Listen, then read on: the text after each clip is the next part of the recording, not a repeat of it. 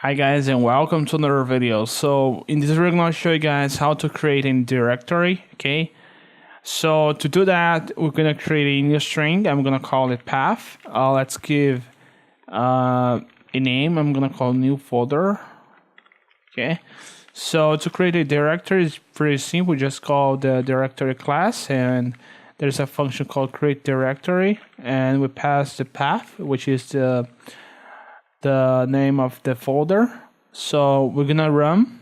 Okay, and after that we should, okay, I think we have created the folder. I'm gonna open up this folder, and as you guys can see we have the new folder right here, and we have the file from the previous videos. Okay, so you guys can see it's pretty simple. Okay, just that's it, and I hope you guys enjoy, and see you guys next time.